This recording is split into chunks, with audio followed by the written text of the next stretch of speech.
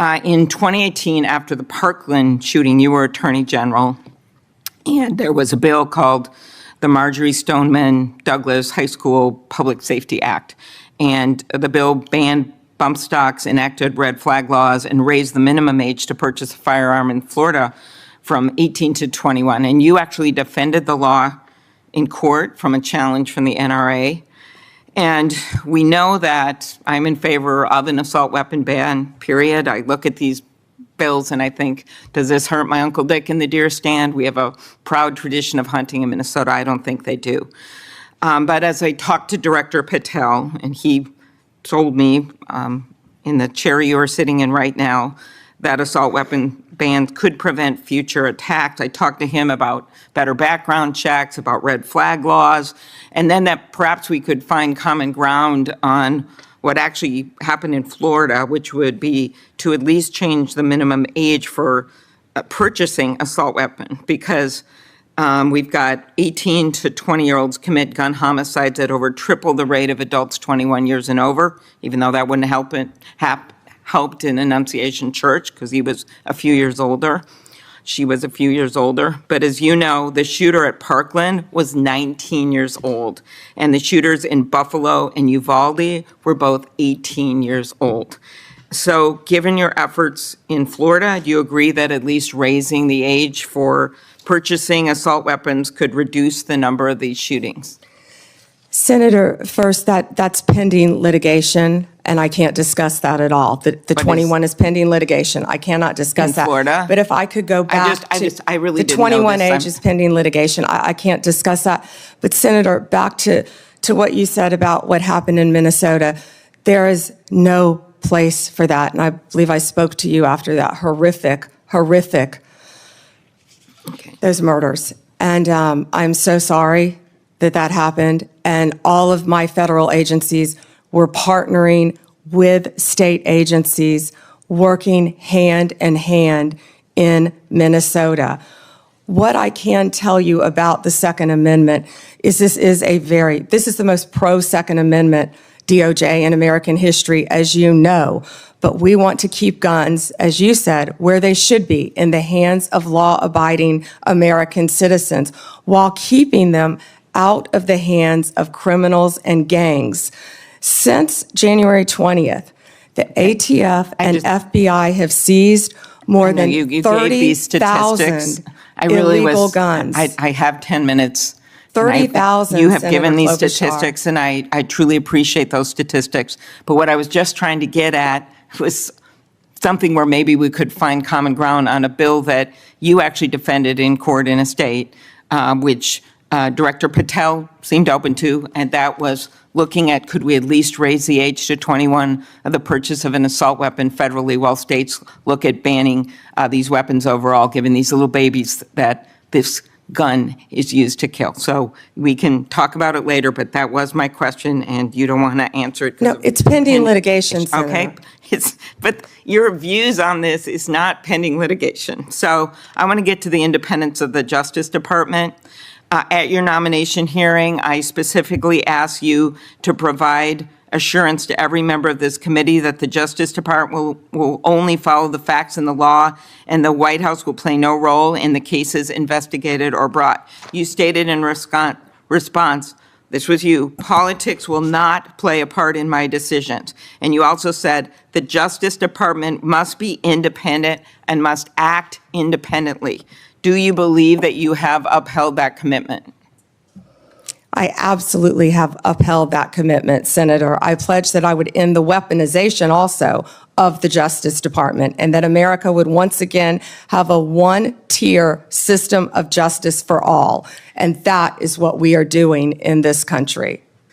We saw this with the president directing an investigation prosecution of Chris Krebs, the former head of cybersecurity, Lisa Cook, who is a current governor of the Federal Reserve, Director Comey. And the president, and I know you have said that you will not discuss discussions you've had with the president about Comey. Is that correct?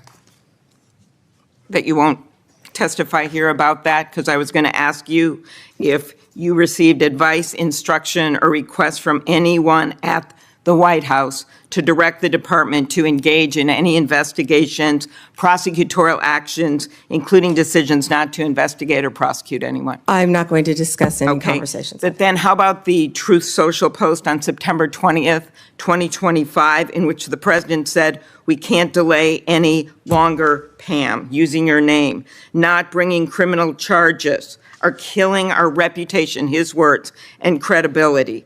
And then goes on to tell you to prosecute a member of this committee, to prosecute the Attorney General of New York, and to prosecute James Comey. Do you consider that a directive to the Justice Department? Senator Klobuchar, President Trump is the most transparent president in American history, and I don't think he said anything that he hasn't said for years. Okay, it has been reported that you initially pushed back against requests by senior Trump administration officials to push out or fire the acting U.S. Attorney in Virginia, Eric Siebert, who's a conservative Republican, who made the decision that the evidence was not there to prosecute Comey. What made you change your opinion? I am not going to discuss personnel decisions. Okay. Is it true that the career prosecutors in the Eastern District of Virginia found that there was insufficient evidence to bring criminal charges against former Director Comey?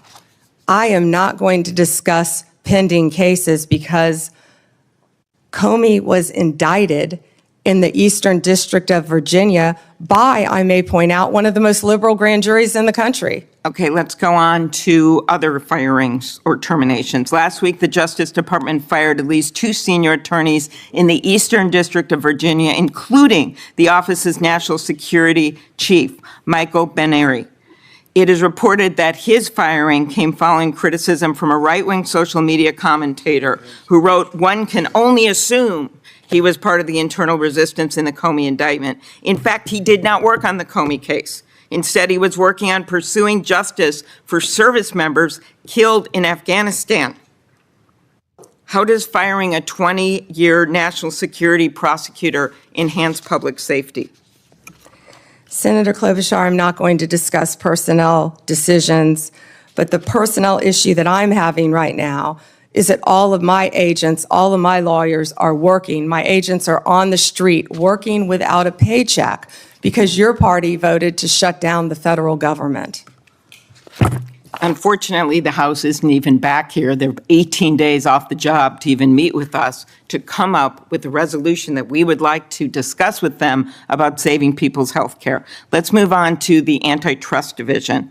Did you authorize your chief of staff to overrule top officials in the Antitrust Division to settle the challenge to the Hewlett-Packard Enterprises Juniper Networks merger?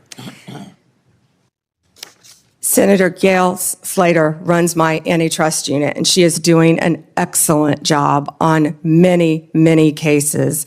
As you know, that is a pending case. Okay. In any merger, just to clarify, in any merger, Senator, there is a deal struck with our office and with the corporations involved, but then that also goes to a court to certify in any merger. In any merger, it's a multi-step process. Okay, I and will that ask some process further is still pending, questions Senator about Klobuchar. antitrust. I just had one other thing. DOJ can now take the extraordinary step of subpoenaing expired. journalists. Has the Justice Department issued any subpoenas to journalists under the updated guidance? Time has expired. Okay, I'll ask You those may on the record. respond. At today's Senate Judiciary Committee hearing, Senator Amy Klobuchar, Democrat, Minnesota, questioned Attorney General Pam Bondi about gun violence, DOJ independence, and alleged political interference. Klobuchar began by thanking the FBI and Justice Department officials for capturing the suspect behind the brutal murders of Minnesota House Speaker Melissa Hortman and her husband, as well as a recent mass shooting at Annunciation Catholic Church that left several children dead and many others injured. She called the attacks heartbreaking and urged stronger gun safety measures. Referencing Bondi's time as Florida's Attorney General, Klobuchar noted her defense of the Marjory Stoneman Douglas High School Public Safety Act, which banned bump stocks, enacted red flag laws, and raised the minimum age to purchase a firearm from 18 to 21. The senator asked whether Bondi would support a similar federal measure to raise the minimum age for buying assault weapons, arguing that data shows 18 to 20-year-olds commit gun homicides at triple the rate of adults over 21. Bondi declined to answer directly, citing ongoing litigation related to the Florida law, but emphasized that the current Justice Department is, in her words, the most pro-Second Amendment DOJ in American history. She added that her office aims to ensure law-abiding citizens keep their rights while preventing guns from falling into the hands of criminals and gangs. Klobuchar pressed further, suggesting that finding common ground on gun reforms could help prevent future tragedies like those in Minnesota, Parkland, and Buffalo. Bondi reiterated that she could not comment due to the pending case. The discussion then turned to the independence of the Justice Department. Klobuchar reminded Bondi of her earlier promise to keep politics out of DOJ decisions and asked if she had upheld that commitment.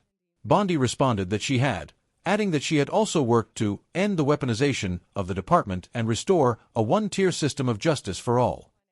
Klobuchar then cited a Truth Social post from former President Donald Trump, in which he used Bondi's name while calling for the prosecution of certain political figures, including members of Congress and former FBI Director James Comey. When asked whether she saw that as an attempt to influence DOJ decisions, Bondi said Trump was the most transparent president in American history and dismissed the concern. The senator also questioned Bondi about reported firings of senior Justice Department attorneys, including the National Security Chief in the Eastern District of Virginia. The attorney had been criticized by a right-wing commentator but was not involved in the Comey case. Klobuchar asked how removing a 20-year prosecutor helped public safety. Bondi refused to discuss personnel decisions and instead pointed to the ongoing government shutdown, saying federal agents and lawyers were still working without pay. Klobuchar then raised questions about possible interference in an antitrust case involving Hewlett-Packard Enterprises and Juniper Networks. Bondi said the case was still pending but assured the committee that her antitrust chief, Gail Slater, was managing it properly. As the senator's time expired, she began to ask whether the Justice Department had subpoenaed any journalists under updated internal guidelines. The chair cut her off before Bondi could answer, ending a tense and wide-ranging exchange.